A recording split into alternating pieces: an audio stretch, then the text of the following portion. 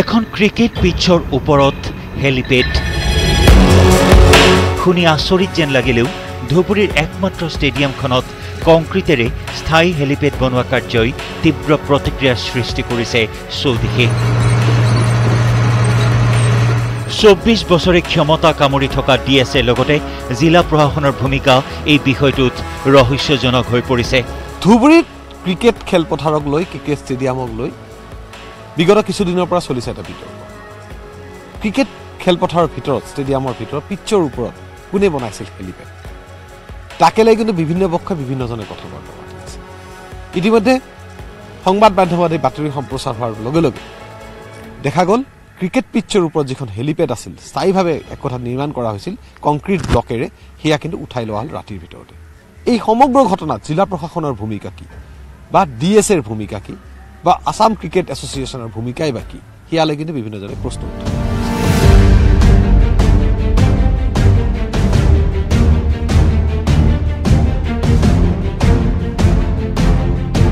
প্ৰথমতে আমি আপোনালোকক দেখুৱাব বিচাৰিছোঁ ধুবুৰী ষ্টেডিয়ামৰ বৰ্তমানে কি অৱস্থা। আমাৰ কেমেৰা পাৰ্চন ৰাজা শৰ্মা আপোনাক সেই দৃশ্য দেখুৱাব।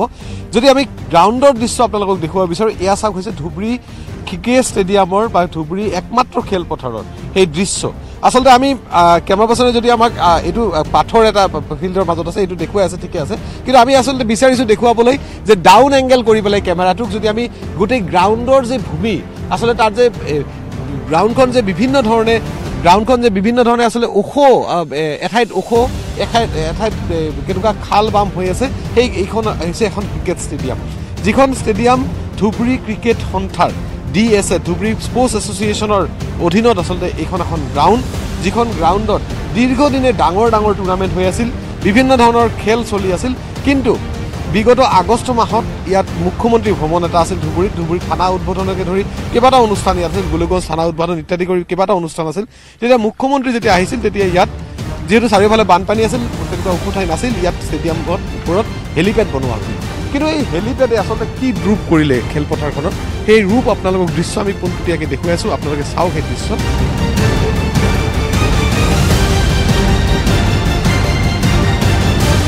আমি চেষ্টা কৰিম কিছুমান খেলুৱৈ ৰাতিপুৱাৰ পৰা আমি দেখিছোঁ তেওঁলোকে প্ৰেক্টিছ কৰি আছিল, আমি তেওঁলোকৰ লগতে কথা পাতিম।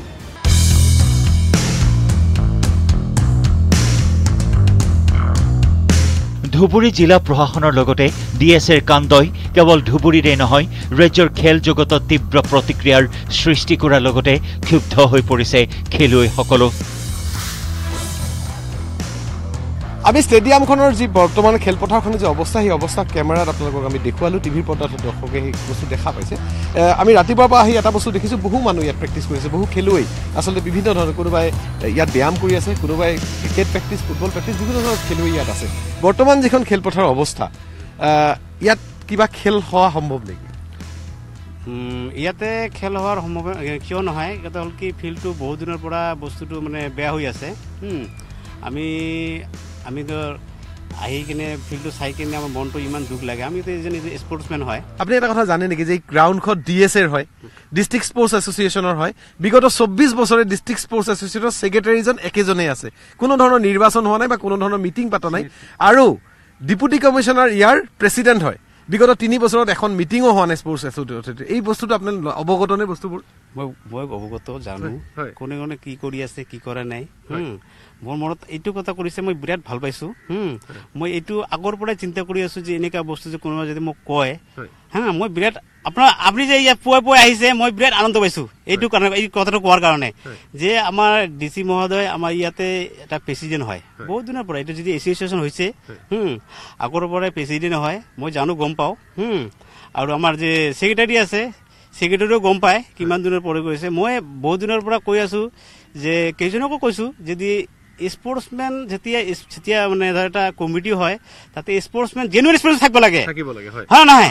তেতিয়া পলিটিক্সটো থাকিব, কথা হ'ল কি স্পৰ্টছত জেনুৱেন মানুহ থাকিব লাগে। ফিল্ডখন তেতিয়া যি আছিল, আমি যি যত্ন লৈছিলোঁ ফিল্ডখনত সেই অনুযায়ী এতিয়া বৰ্তমান ফিল্ডখন একদম খেলাৰ কোনো ইয়ে নাই, উপযোগী খেলৰ উপযোগী নহয়।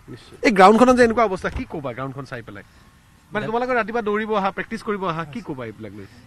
ৰাতিপুৱা বহুত অসুবিধা হয় দৌৰৰ সময়ত, ইফালে খাল ইফালে পাথৰ থাকে, বহুত অসুবিধা হয়। কিছুমানে ভৰি বেয়া হয়, ইফালে ভৰি মস্কি যায়, বহুত অসুবিধা হৈছে। দুখ পায় মানুহে, ইনজুৰি হয়। হয় নিশ্চয়কৈ ইনজুৰি হয়। ৰাতিপুৱা তোমালোকে প্ৰেক্টিছ কৰিব আহিছে, কি ক'বা এইখন?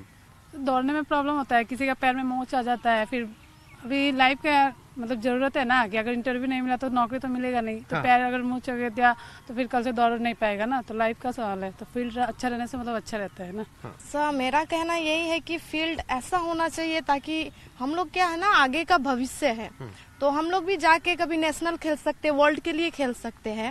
तो हम लोगों के लिए ऐसा एक फील्ड होना चाहिए जहाँ पर खेल कूद करके हम लोग मतलब क्या धुबड़ी से आगे जाए। ऐसा हम लोग का जो भी है यहाँ का इंचार्ज है कुछ भी है, उन लोगों को मतलब थोड़ा मतलब माइंड से थोड़ा स्ट्रांग होना पड़ेगा कि चलो हमारा जो भविष्य है बच्चे हैं उनके लिए फील्ड अच्छा करेगा, कुछ अच्छा करे।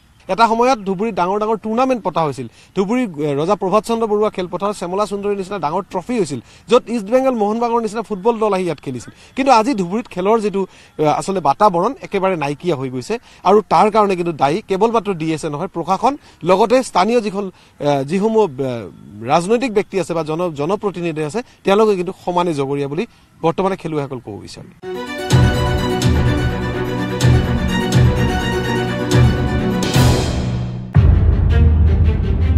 উল্লেখযোগ্য যে যোৱা ৩০ অক্টোবৰত আন্তঃগাঁথনি উন্নয়নৰ পৰিকল্পনাৰে ধুবুৰী ষ্টেডিয়ামখনত উপস্থিত হৈ অসম ক্ৰিকেট এছ'চিয়েশ্যনৰ সম্পাদক দেৱজিৎ শইকীয়াকে ধৰি কেইবাগৰাকী বিষয়ববীয়াই খেলপথাৰখনৰ ৩টাকৈ ক্ৰিকেট পিটছৰ ওপৰত কংক্ৰিটৰ হেলিপেড নিৰ্মিত হোৱা প্ৰত্যক্ষ কৰি স্তম্ভিত হৈ পৰে।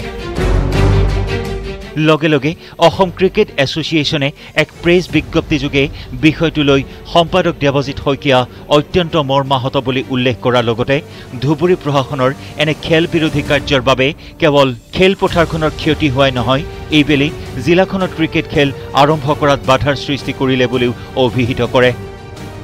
অৱশ্যে অসম ক্ৰিকেট এছ'চিয়েশ্যনৰ তীব্ৰ প্ৰতিক্ৰিয়াৰ পিছতেই যোৱা দেওবাৰৰ পৰা জিলা প্ৰশাসনে হেলিপেডখন ভাঙিবলৈ আৰম্ভ কৰা দেখিবলৈ পোৱা হৈছে।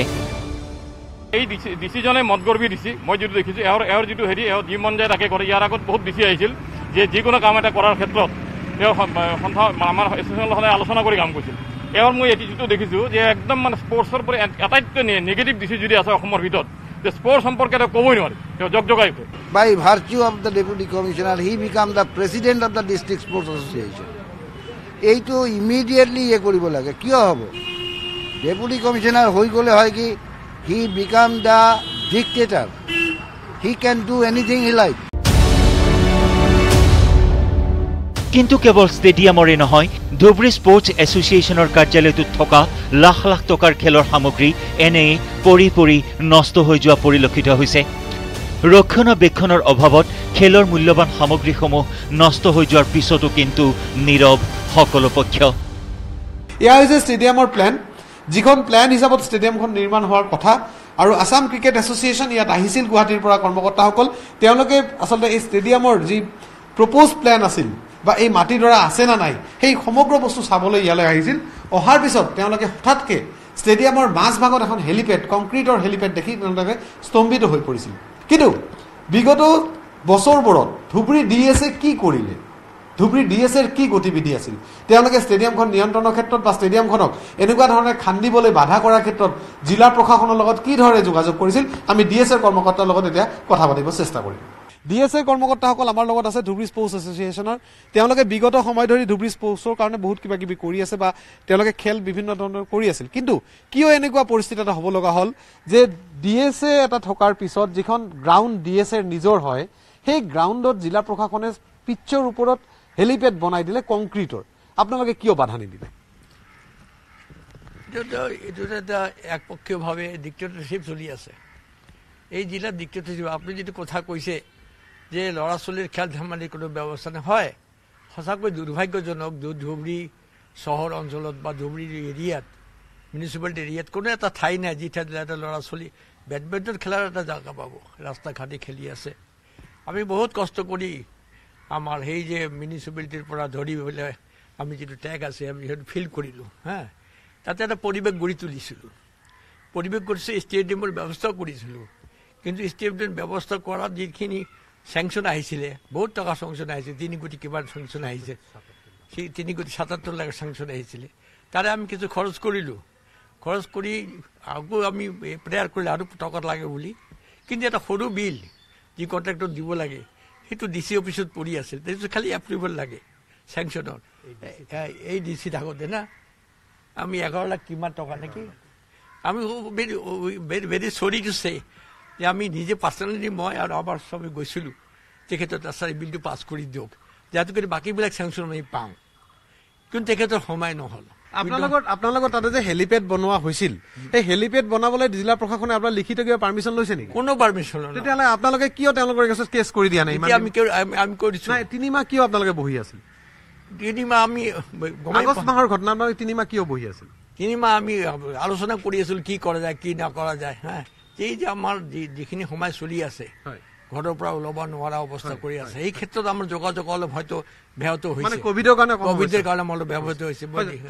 মই আপোনাৰ ওচৰলৈ আহিছোঁ, আপুনি এটা কথা কৈছে যে যিদিনা খান্দি আছিল পিচখন তেতিয়া এটা CRPF পহৰা আছিল, CM চিকিউৰিটি আছিলে, আপুনি গৈছিল তাক, আপুনি কিবা এটা ঘটনা হৈছিল আপোনাৰ লগত? মই গৈছিলোঁ তেতিয়া মোক কৈছে আপুনি কোনে, মই কৈছোঁ মই cricket secretary, district cricket secretary. তো কৈছে নাই নাই আপ নাই যা सकते हैं, তো মোক ওলাই দিছে। তো মই দূৰৰ পৰা ফটো লৈ আহিছিলোঁ। এটা অভিযোগ যে আপুনি বিগত 24 বছৰে স্পৰ্টছ এছ'চিয়েশ্যনৰ ছেক্ৰেটাৰী হৈ আছে। এটা সময়ত ভাল ক্ৰিকেট খেল হৈছিল ধুবুৰীত, Dhubri town club, dynamic club, এনেকুৱা ডাঙৰ ডাঙৰ ক্লাব আছিল য'ৰ পৰা ষ্টেট ৰিপ্ৰেজেণ্ট কৰিছিল প্লেয়াৰ ওলাই পেলাই। আজিৰ তাৰিখত হোৱা নাই। আপোনাৰ কিবা লেপছ আছে বুলি আপুনি ভাবে নেকি? আপোনাৰ বুলি কৈছোঁ মই এই কাৰণত যে DSAৰ কিবা লেপছ আছে নেকি? DSAৰ আৰু কিবা কৰিবলগীয়া আছিল নেকি? আচ্ছা, এই 24 বছৰৰ 7-8ত আমি আসাম চেম্পিয়ন হৈছিলোঁ, RG বৰুৱাৰ চেম্পিয়ন, বৰপেটাত হৈছিলোঁ, আৰু নগাঁৱত under-15 অমৰজ্যোতি।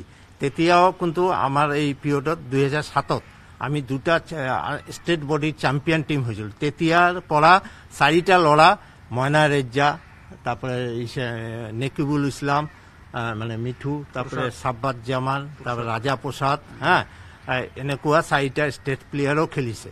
আজি ধৰক সব ক্লাবৰে একেই অৱস্থা, কাৰো ঘৰ আছে কাৰো নাই, পৰিৱেশটো খেলৰ ধুবুৰীত নাই হৈ গৈছে। এতিয়া মোৰ এটা অন্তিম কথা, এই পৰিৱেশটো নোহোৱা হৈছে। আমি DSAৰ কাৰ্যালয়ৰ ভিতৰ চৰাত গৈয়ে গম পাইছোঁ বা আমি ফিল্ডত গৈও গম পাইছোঁ যে পৰিৱেশটো নোহোৱা হৈছে। পৰিৱেশ শুধৰাবলৈ কিছু নতুন মানুহৰ প্ৰয়োজন, কিছু খেলুৱৈ সুলভ মানুহৰ প্ৰয়োজন, যোনে এই পৰিৱেশটো পুনৰ উদ্ধাৰ কৰিব। তাৰ কাৰণে আপোনালোকে কি কৰিব বা তাৰ কাৰণে কিবা চিন্তা কৰিছে নে? নতুনকে কেনেকে DSAটোক আৰু আগৰ দৰে কৰা যায়? আচ্ছা, ঠিক আছে। এতিয়া আমি এটা চিন্তা কৰিছোঁ যে আগতে আপোনাক দেখা কৰিলোঁ যে 2020 মে'ত মই মিটিং এটা ৰাখিম, অল ক্লাবক পিটিশ্যন দিছিলোঁ যে ছাজেশ্যন বিচাৰিছিলোঁ চব এফিলিয়েটেড ক্লাব, আৰু নতুন কৰি এটা কমিটি ওলাব। আজি কেৱল নতুন কমিটি কৰিলে কি স্পৰ্টছৰ উন্নতি হ'ব নেকি? স্পৰ্টছৰ উন্নতি কৰিব পৰা মানুহটো প্ৰয়োজন নিশ্চয়, যাতে ভাল ভাল মানুহ আহিব পাৰে। এইটোৰ কাৰণে দেখক, এইটো কিন্তু আমাৰ হাতত নাই, এজ এ সাধাৰণ সম্পাদক হিচাপে কৰি আছো। আমাৰ এমেণ্ডমেণ্টবিলাক যিবিলাক মানে আপুনি কি আহ্বান জনাব বিচাৰে ধুবুৰীবাসী লোকক? ধুবুৰীবাসীৰ মই আহ্বান এইটোৱে কৰোঁ যে যিবিলাক ক্লাবৰ হৈ আছে, আমাৰ যে কনষ্টিটিউশ্যন আছে নহয়, এই কনষ্টিটিউশ্যনত কিন্তু আমি বাহিৰৰ মানুহ ল'ব নোৱাৰোঁ। আমাৰ কনষ্টিটিউশ্যন হিচাপেতো দিছে। আমাৰ এফিলিয়েটেড ক্লাববোৰ আমাৰ 40টা ক্লাব আছে, অফিচ বেয়াৰৰো আছে 25 জন। এতিয়া যদি এই এফিলিয়েটেড ক্লাবগুলোক যদি ভাল ভাল মানুহ পঠায় DSAত সময় দিয়াৰ কাৰণে, তেনেহ'লেই ভৱিষ্যতত হয়তো আমাৰ আকৌ আগৰ উদ্যম যিটো আগৰ স্পৰ্টছৰ আছিল, এতিয়া আগত ক'ব গ'লে এতিয়া ধৰক মাত্ৰ PC বৰুৱা ময়দান এটা আছিল, হা, এতিয়াতো ধৰক ধুবুৰীত ফিল্ড আছে, এটা ষ্টেডিয়াম হৈছে, এটা কলেজ ফিল্ড আছে। এফিলিয়েটেড ক্লাববিলাক বা ল'ৰাবিলাক আজিকালি একদম নেখেলে। মানে আজি প্ৰায় 10-12 বছৰ হ'ল ক্ৰিকেট লীগ, ফুটবল লীগ মাত্ৰ 5টা টিম হয়।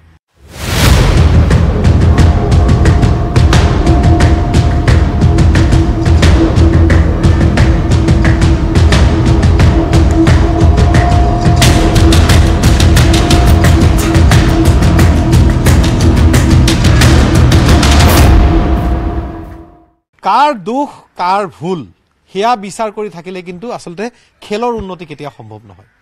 খেলৰ উন্নতি কৰিবলৈ হ'লে সকলো লোকে একবাৰে আগবাঢ়ি আহিব লাগিব, অন্ততঃ খেলুৱৈ সুলভ মানুহখিনি আগবাঢ়ি আহিব লাগিব।